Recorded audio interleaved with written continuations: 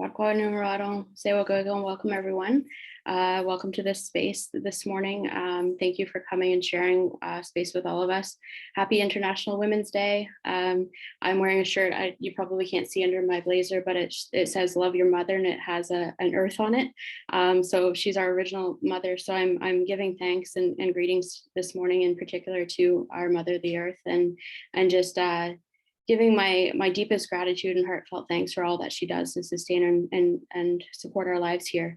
And I hope you're finding sun wherever you are today as well. It's been nice to see that that sun after some pretty gloomy days that we've been having.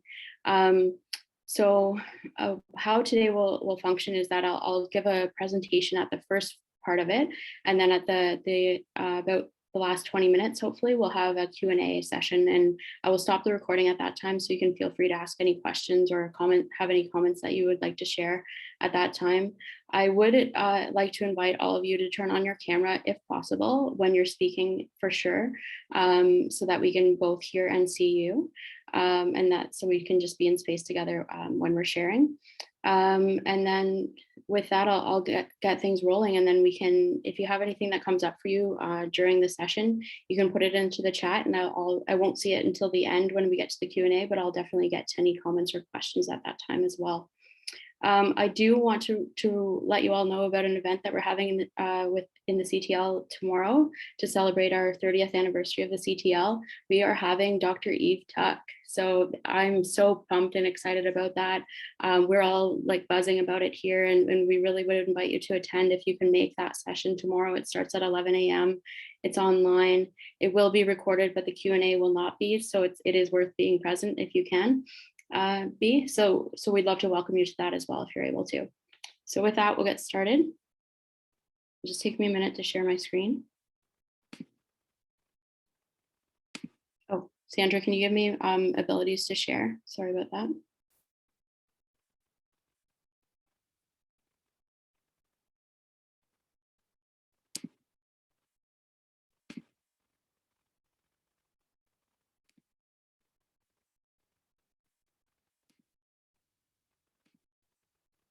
Okay, so I think everyone can see that okay. We'll get started. So today I'm really excited actually to talk to you about Pedagogy of Peace, a model for decolonizing and indigenizing teaching and learning practices. This is a model that I developed with Dr. Lindsay here at Queen's. And really when it came about, or I began thinking about what is my pedagogy and how do I feel about even just the state of the world. I was thinking about these things at the very beginning of the pandemic, and they're still very much on my mind all the time. And so at the beginning of the pandemic, I found myself reflecting deeply about what I needed to get through the pandemic, not only for myself, but for my children, for my community, for my students, for the world writ large, really. So what do we need? What do we need to get through this together? And the message that I kept receiving when I reflected on it, when I spent some time in ceremony around it, was peace. And so this is where the model came from, and where I really began thinking intentionally about my teaching and learning practice and what that meant for me and others. So that's where this all began, and it's kind of really transformed and changed and shifted a bunch over the past almost 3 years now, I guess. So the burning question today for all of you that I'd like to pose is actually a question in Mohawk. It's skuna goa go, which means this is the way that we greet each other. This is the way that we give, we would say these words upon meeting a new person or meeting a familiar face. And it means, do you have great peace? And so it's a different way of asking, how are you? It doesn't allow you to answer in a surface level way, like saying that traditional good answer or not bad, or it actually digs a bit deeper and asks, like, do you have great peace? And what does that mean to you? Like, and from that question stems other questions such as, okay, so how is your family? How are you achieving that peace? How's your community? How are things going? And so it actually is a question that causes you to pause and to think and to really reflect on that. And so it's a great way to build relationship as well, to ask that question of each other and to actually truly care about the answer. So that's what I wanted us all to begin thinking about today. And before we even get started, to take a moment to write down a few ideas. what does peace look like and feel like in both theory and praxis for me, professionally, personally? How can we pursue peace on a personal, professional, local, and global level? And then what does peace look and feel like as a foundation to pedagogy? So I encourage you to think about all of those things, and we will explore those during the session for sure, but definitely jot them down and keep some notes at your either on your Word document or at your side of your desk right now, throughout the whole session. Also, I should introduce myself for those of you who haven't met before. My name is Lindsay Brant. I'm from Haudenosaunee, Mohawk territory. My background is mixed. I'm Mohawk on my dad's side and Algonquin and settler on my mom's side. Grew up in Haudenosaunee. Today I happen to be on campus, so I'm on the shared territories of the Haudenosaunee, Anishinaabe, and the Huron-Wendat peoples. So these lands are primarily traditional territories of those three groups, but definitely we see a mixing and mingling of many Indigenous groups and settler groups within these spaces, and we are grateful for this opportunity to share and exchange cultures and share these spaces and places together. And so this session is really focusing on how do we do that? How do we share spaces in a peaceful way? And spaces can extend to curriculum as well, not just physical spaces. So I wanted to open up too with some invitations and commitments. So things that we can all work on for ourselves and for each other in order to make this a supportive and loving and peaceful space today. So hold space for others to be silent, to question, to engage, to nod along, to speak up or step back as needed, listen generously and care for each other, maintain confidentiality and trust. If an emotion comes up, honor yourself and all of us with that. Respect each other and remember that we all receive teachings, knowledge, messages in different ways. And then if there's any other assurances that you need to share and engage meaningfully today, you can let us know either in the chat, or you can speak up when it's your turn to speak and let us know how you're feeling about the space that we're creating for each other. And that's how we can kind of get each other through this and have a really great dialogue today.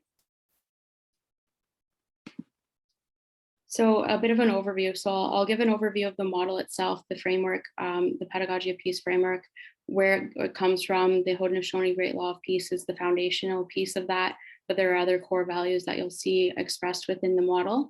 I'll talk about transformative teaching and learning practices, and then the challenges to adopting these types of practices. So this is the Pedagogy of Peace model that I've developed, as I said, with Dr. Lindsay Morcom. And it is reflective of a few different things. So I'll start out by talking about the Haudenosaunee elements. You'll see in the center of the model is a great white pine, and that is the tree of peace.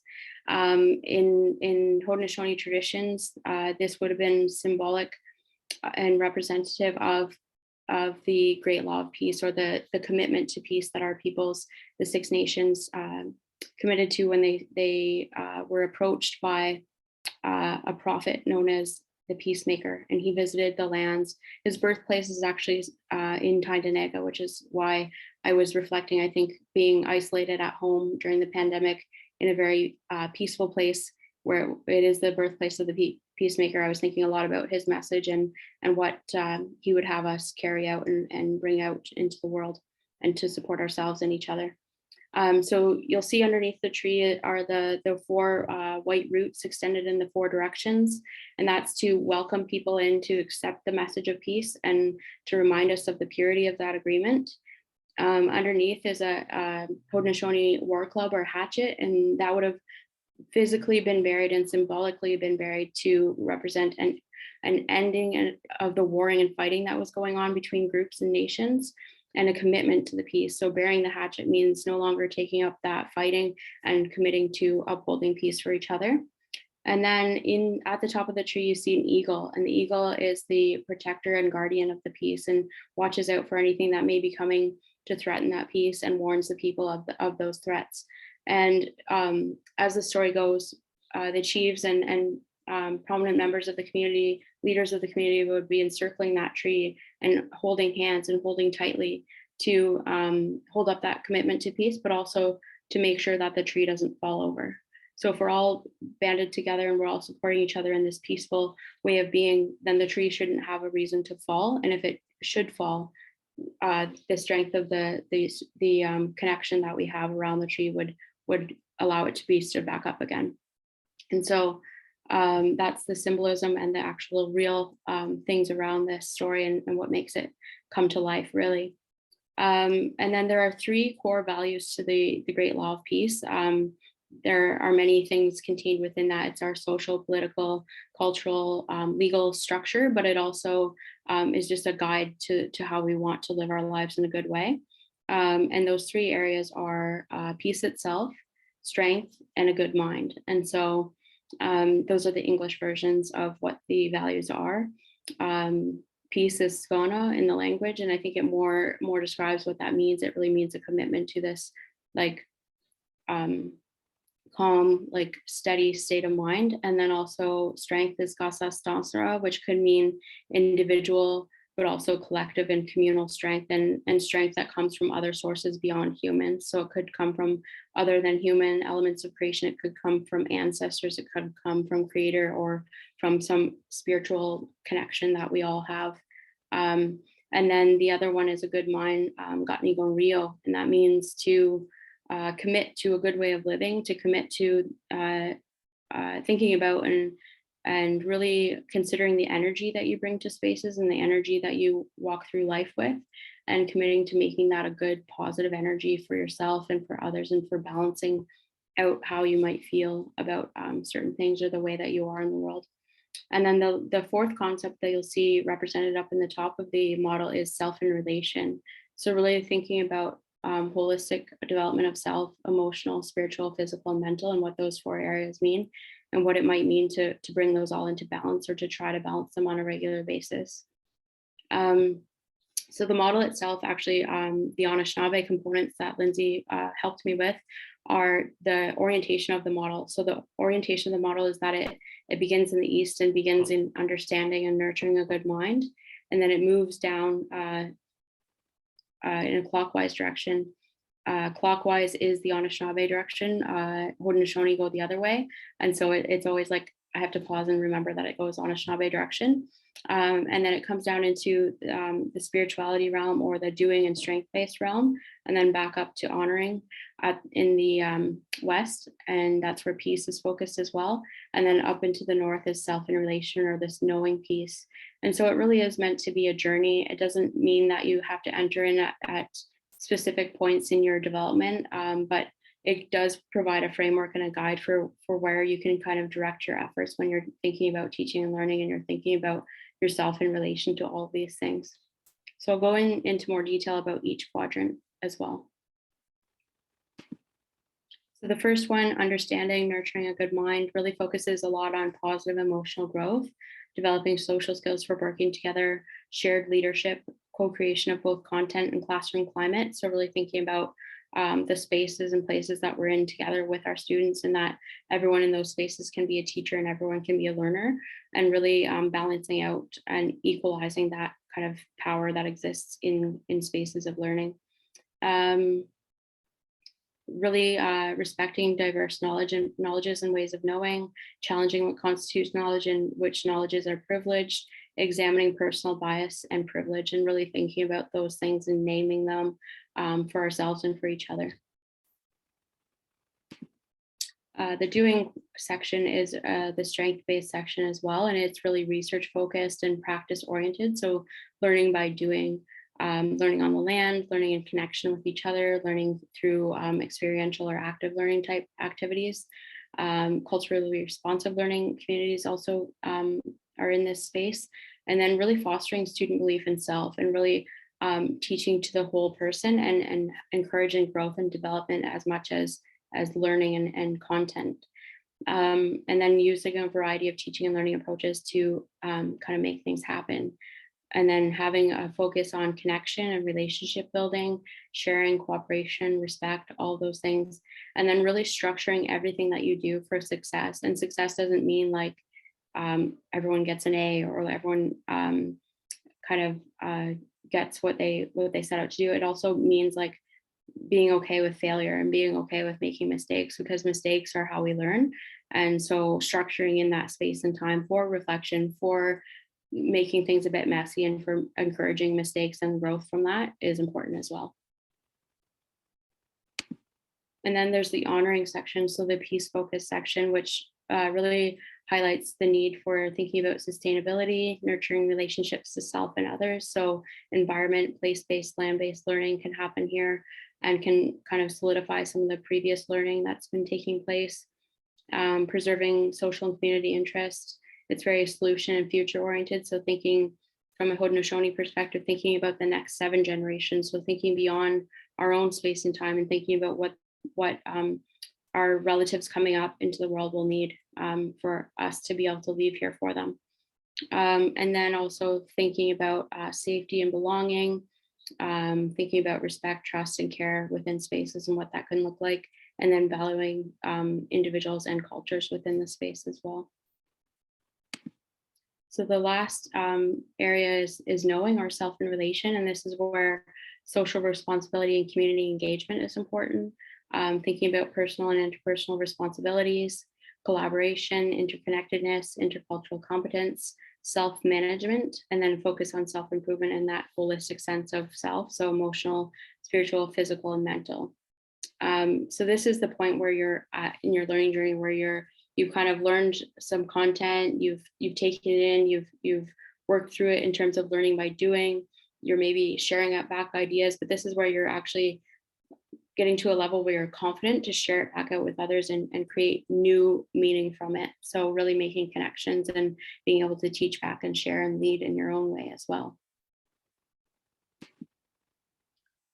So I wanted to highlight as well some classroom practices that allow for these areas to be developed. So nurturing a good mind is a good space to begin doing learning circles, sharing circles, working together to solidify learning, or working through case studies or problem-based studies or inquiry-based learning. Really focusing and allowing students to have some say in the content of the course too. So co-creation of content. I like to set out some intentions and commitments with my students in the beginning of my first couple of weeks of any new class that I teach, but also encourage them to suggest things for their own commitments to learning and what that might look for them. I'll obviously have learning outcomes and my kind of agenda for how I hope the course will run, but I also love hearing from them about what their own learning outcomes are and what they need from the course as well. So I try to create some space and time within the course where possible for students to insert their own content or bring articles in or bring different perspectives into the content of the week whenever possible. So we do that. I teach a course in Smith School of Business called Relationships and Reconciliation in Business and Beyond with Dr. Kate Robotham, and her and I bring in a lot of that into our course. We allow students to contribute to Padlets or to discussion forums around what content they'd like to have covered and included. If possible, we allow that to kind of merge and mesh with what we already have planned and structured out. We allow a lot of story work and personal narratives and sharing to happen in our courses as well. And I think that really solidifies the content when students can make direct connection and ties, either with it from their own understanding and their own positionality, or from current events that may be going on in the world, or from other sources that they're familiar with. And then strength-based is really allowing students to meeting students where they're at and allowing them to also rise to the occasion, because I think when we do an ungraded and unessay approach and we're really flexible and adaptable in terms of what the assessments and assignments look like in a course, we allow for a lot of reflection that allows students to kind of explore things in a way that's not constrained so much to deadlines or time. So we try to be fluid with deadlines as much as possible. We try to allow them to submit for ungrading, we allow them to submit a final reflection that suggests their letter grade, and then we determine their number grade based on that. And it's a conversation sometimes if there's a discrepancy between like what they suggest that they get and what we feel they achieved. But often they actually undervalue themselves. And then it's a conversation where we're like, actually, you said you deserved a B plus, but based on what you're providing, that's actually an A level of work. Sometimes it goes the opposite way, but very rarely. And then it just becomes a negotiation or a conversation with that particular student around the grade. And we haven't had too much conflict or like challenges to this approach. The students actually, it's funny because being in Smith, a business school, a commerce program is very competitive, but the students actually really appreciate this approach because it encourages them to be less competitive and to only compete really against themselves for their own growth and for their own development. And it gives them the space and time to do so within the structure of the course. And the way that we're asking them to engage.